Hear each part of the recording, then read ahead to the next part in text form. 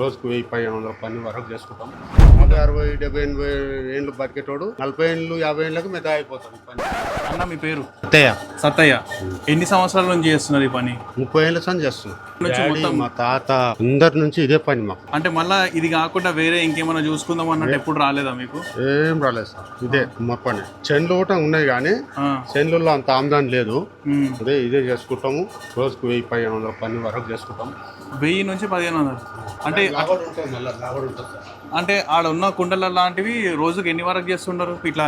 ఒకవేళ పెద్ద అట్లా 30 అయితే 30 రోజు అంటే ఎండాకాలము పోతాయి అవి. మళ్ళా మధ్యలో వానాకాలము ఖాళీగా ఉంటాం. వానలు పడతాయి, ఆరబెట్టనీకి రాదు. ఆరబెట్టడానికి రాదు. వర్షాల వల్ల ఖాళీగా ఉంటాం. ఏదైనా చిల్లర ఖర్చులో పూర్తి చేసుకుంటున్నాం. ఇప్పుడు అయితే ఇక టైం దొరికినప్పుడల్లా చేసి పక్కన పెట్టేసుకుంటారు.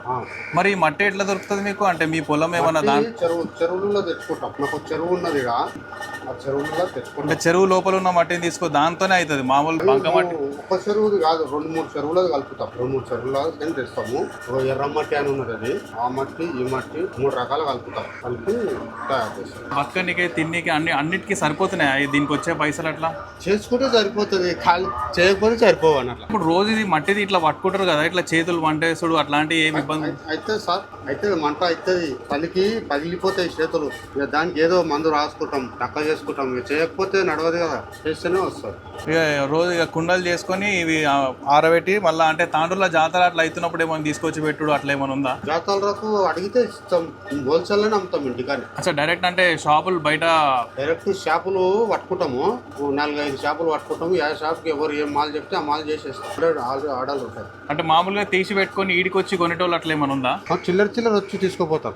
చిల్లర ఖర్చుల పూర్తి తక్కువ, వాళ్ళు ఒకటి వీళ్ళు ఒకటి కొనవతారు. రోజు ఖర్చులకు వెళ్తాయి. మరి ఎట్లా మీ ఫ్యామిలీ బ్యాక్గ్రౌండ్ అదంతా మొత్తం దీని మీదేనా? ఈ వరకు మీ ఫ్యామిలీ మొత్తం?